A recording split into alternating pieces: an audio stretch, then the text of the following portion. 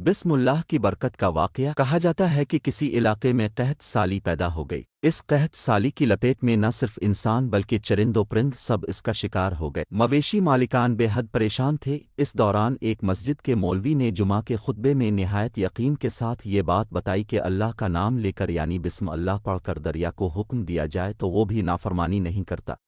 خطبہ سننے والوں میں ایک چرواہا بھی موجود تھا۔ مولوی کی یہ بات اس کے دل میں اتر گئی اور اس بات پر اس کا یقین کامل ہو گیا۔ اس نے واپس آ کر اپنی بکریاں کھولیں اور سیدھا دریا پر چلا گیا۔ اونچی آواز سے بسم اللہ الرحمن الرحیم پڑھا اور دریا کو کہا وہ اپنی بکریاں چروانے کے لیے دوسرے پار جانا چاہتا ہے، اور اسے کہا کہ مجھے اپنے اوپر سے گزرنے دے۔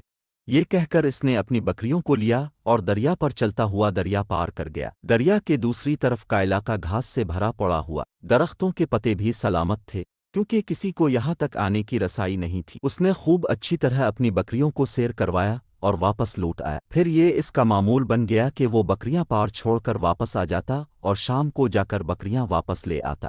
اس کی بکریوں کا وزن دگنا چوگنا ہو گیا۔ لوگ چونک گئے اور اس سے پوچھا کہ وہ اپنی بکریوں کو کیا کھلاتا ہے۔ وہ سیدھا سادھا اور صاف دل نوجوان تھا۔ اس نے صاف صاف بات بتا دی کہ جناب میں تو بسم اللہ الرحمن الرحیم پڑھ کر دریا پر چل کر اپنی بکریاں دوسری طرف چروانے لے جاتا ہوں۔ یہ بات سب نے سنی مگر کسی نے اس چرواہے کی بات پر یقین نہیں کیا کیونکہ یہ ناقابل یقین بات تھی۔ مگر بات ہوتے ہوتے مولوی صاحب کے پاس پہنچ گئے۔ مولوی صاحب نے اس چرواہے کو بلایا اور سارا ماجرا پوچھا۔ اس چرواہے نے مولوی صاحب کو ہی حوالہ بنا لیا کہ مولوی صاحب میں تو آپ کا شکریہ ادا کرنے والا تھا۔ اپنے جمعہ کے خطبے میں جو نسخہ بتایا تھا کہ بسم اللہ کہہ کر دریا کو بھی حکم دو تو وہ بھی انکار نہیں کرتا، تو میں تو بس آپ کے نسخے پر ہی عمل کر رہا ہوں۔ مولوی صاحب حیرت سے اس کے چہرے کو دیکھتے رہے۔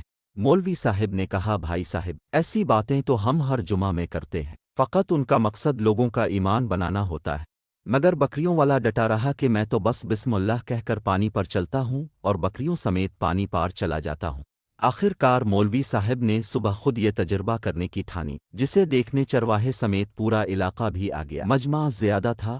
مولوی صاحب نے ایک دو بار سوچا کہ انکار کر دوں کہ کہیں ڈوب نہ جاؤں، مگر وہ جو مولوی صاحب کو کندھے پر اٹھا کر لائے اب بھی جوش و خروش سے اللہ اکبر کے نعرے لگا رہے تھے اور مولوی صاحب کے حق میں تعریفیں کر رہے تھے۔ آخر کار مولوی صاحب نے اپنے ڈر کو دور کرنے کے لیے ایک رسہ منگوایا۔ پہلے اسے ایک درخت کے ساتھ باندھا، پھر اپنی کمر کے ساتھ باندھا، پھر ڈرتے ڈرتے ڈھیلا ڈھالا بسم اللہ پڑھا اور دریا پر چلنا شروع ہو گئے۔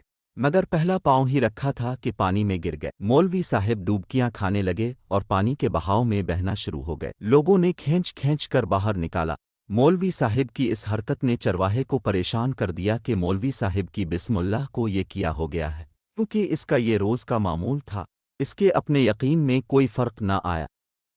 اس نے بسم اللہ کہہ کر بکریوں کو پانی کی طرف اشارہ کیا اور خود ان کے پیچھے چلتا ہوا پار چھوڑ کر واپس بھی آ گیا۔ لوگ اسے ولی اللہ سمجھ رہے تھے اور اس کے حق میں نعرے لگا رہے تھے، مگر وہ سب سے بے نیاز سیدھا سادہ انسان تھا۔ وہ مولوی صاحب کے پاس پہنچا اور کہا مولوی صاحب میں آپ کی بسم اللہ کی تعریف سے کافی پریشان تھا، مگر پانی پر چلتے ہوئے مجھے آپ کی بسم اللہ کی بیماری کا پتہ چل گیا۔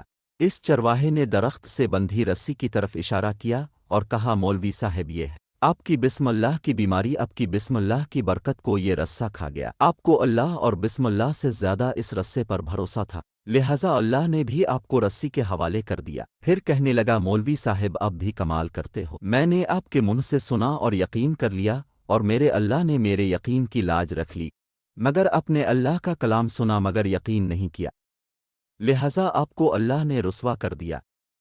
محترم عزیز دوستو، یہی کچھ ہمارا حال ہے۔ ہماری نمازوں اور دعاؤں کا حال بھی یقین سے خالی ہے۔